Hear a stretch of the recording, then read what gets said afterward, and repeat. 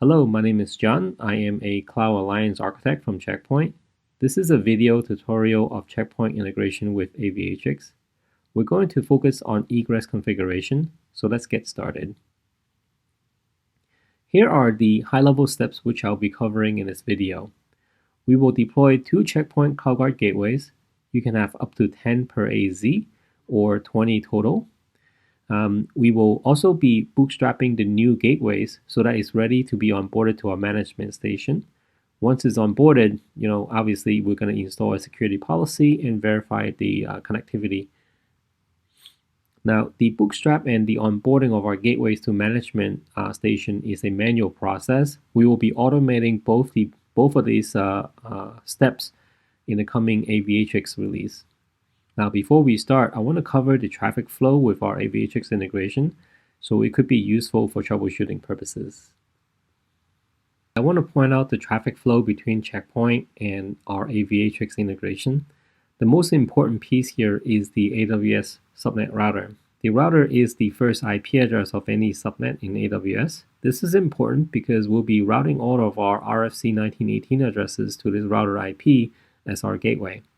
As you can see in this diagram, red means outbound and green means return traffic. As you follow the numbers on the slide, you see that the outbound traffic will hit the Aviatrix gateways, then our Check Point firewall gateways. Now, the return traffic is green, so you see that we will not be routing the return packets back to the Aviatrix gateway, but instead we're going to be routing it to our AWS subnet router. This is normal because the Aviatrix gateways are stateless, but it still has the ability to load balance traffic between all the deployed Check Point gateways using a source and destination hashing mechanism. This is our lab environment. We have both of our Aviatrix controller and Check Point management server in a shared services VPC. The Aviatrix controller is very similar to the Check Point management station. It is used to centrally manage all the Aviatrix gateways. In this video, we're going to be deploying 2 Check Point CloudGuard gateways from the Aviatrix controller. Once it's fully onboarded to our management station, we're going to be installing a security policy, followed by testing connectivity between the 2 Linux servers in prod and dev. In this next slide, this is really optional. You don't have to do this as you do your lab. I just like it because I like to prepare everything ahead of time instead of looking up different pieces of information during the deployment process, and it could lead to more confusion. In this case, I'm documenting all of the management IP address, the SIG keys, and the routing information. This is going to be very useful during the bootstrap process. Okay, so we're going to log into the Aviatrix controller. We're going to give it the username admin and our password.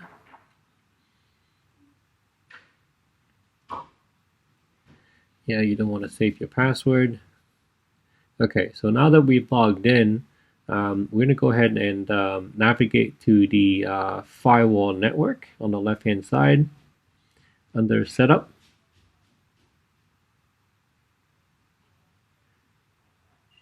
Okay, from here, we're going to scroll down to the section number 7, Launch and Associate Firewall Instance. From here, we're going to select our VPC, and then we're going to select our Aviatrix gateway. Give it our firewall instance name. We're going to select the CloudGuard IaaS gateway with Sandblast, BYOL. By default, you're going to have 14 days eval. Select the latest version, RAD40. Now, this part here, we want to make sure that we are deploying in the right AZ. So the first Aviatrix gateway is deployed in the US West 2A AZ. The key pair is optional, so I'm going to go ahead and click on Launch. And it's going to launch our instance.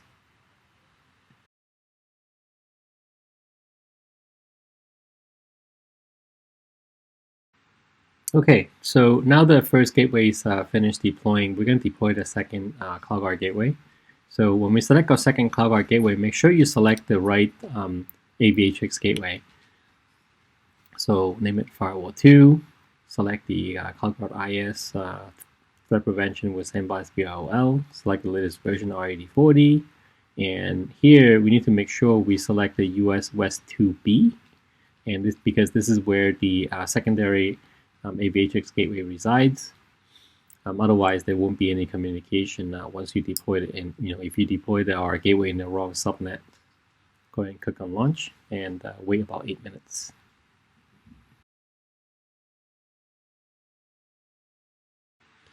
Okay, so now that I have both of my firewalls deployed in their respective AZs, I'm going to download the SSH keys. And to download it, you can go to the download link right there next to delete. I have it both saved in my downloads folder. Next is I'm going to go ahead and fill in the rest of the lab information so that this will prepare for my bootstrap process. So I'm going to capture the external and the internal IP address of the first gateway. And the best place to get it is going to be from the AWS console. Go ahead and copy both the private to clipboard and put them into the right places here. Okay, so .42 for external and 139 is the internal. And I'm going to do so as you can see here, the subnet, right, actually falls within the /28 network. So we have the right IP addresses here. So now we're going to repeat the process for firewall 2. Copy the IP addresses, paste them in here, and we have our internal and external IP addresses here.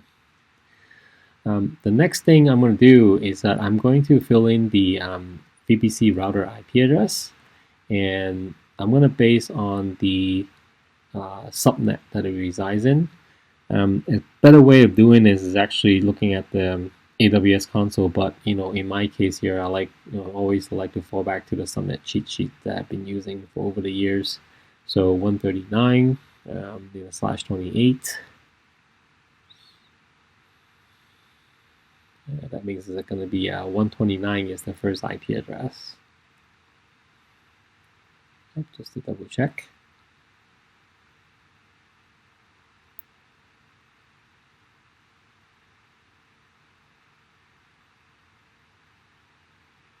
Okay, so let's do the same thing for 164. The first IP is going to be 161.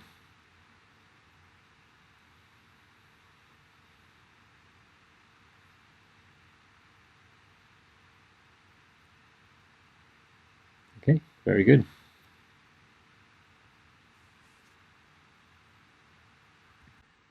Okay, and next is I'm going to fill in all the bootstrap information. So, now I filled out all my lab information. It's going to be a lot easier to go in here and fill out all the information. So I have two different screens here. So on the left is for firewall 1, for the second one is for firewall 2. I'm going to go ahead and plug in all the different parameters here based on what I've captured.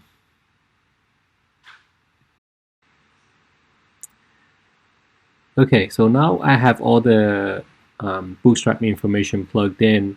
What I'm going to do now is I'm going to go ahead and key in all this information into the firewall.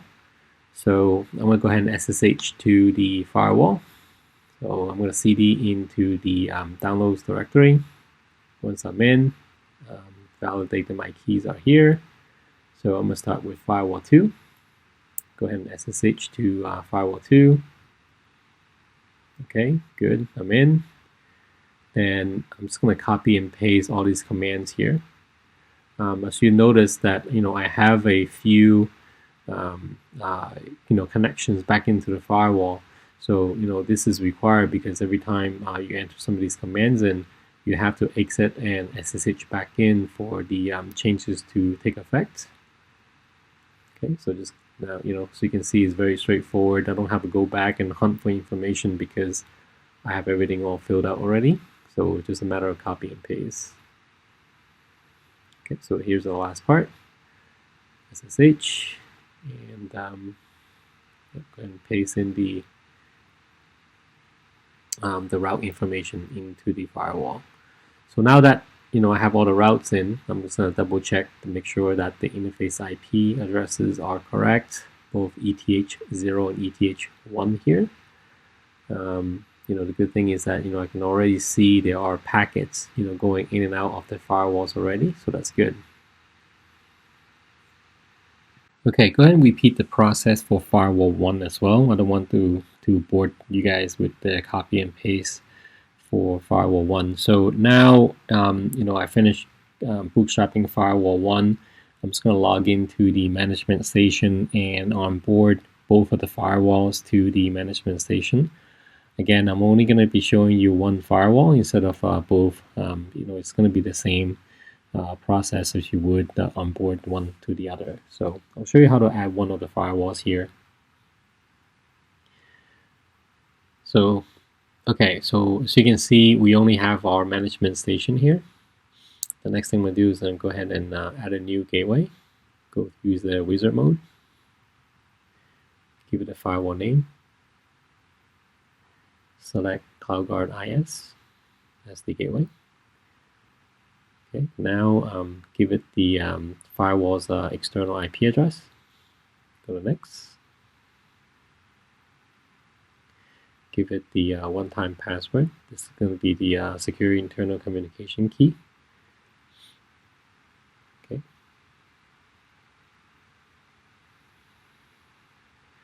Right. So I'll make sure I use this the right key. Go next.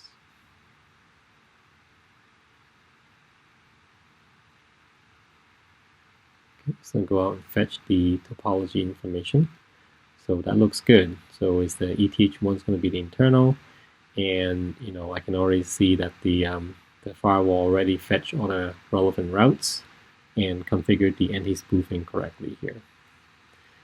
Okay, so now this is done, and go ahead and start the process for the firewall 2. It's going to be the same thing.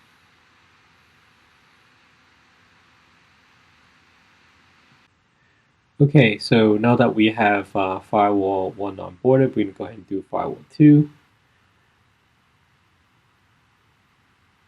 Okay, so firewall 2 is done, and the next step is to install the policy on both the new firewalls.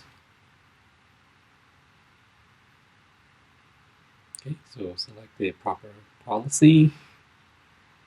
Go ahead and make sure they're checked and install.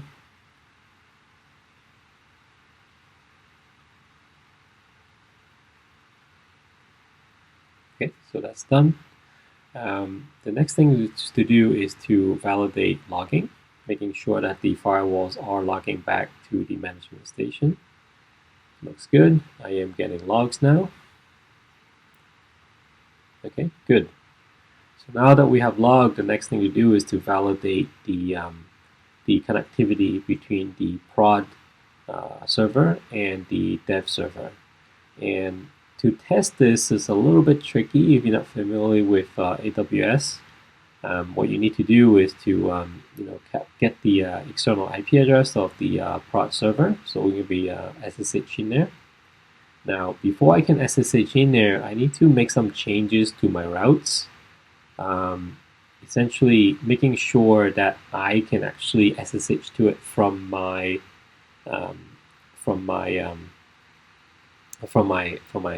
location that I'm in, because it's going to have a default route of quad 0 pointing into the transit gateway.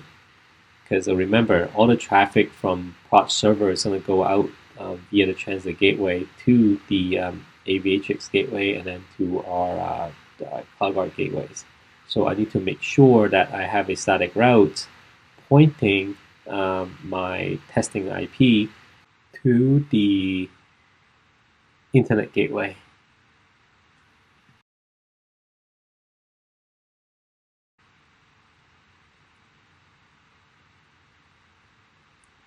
Okay, so to do that, I need to go to the VPC, my prod VPC, and then go to route table,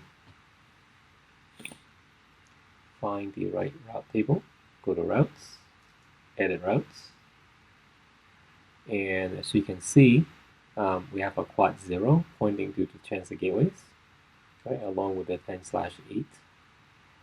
But as you can see, my public IP address, I need to route this to the internet gateway. And this would ultimately allow me to SSH to the prod test Linux server. Okay, so from here, we'll go ahead and SSH.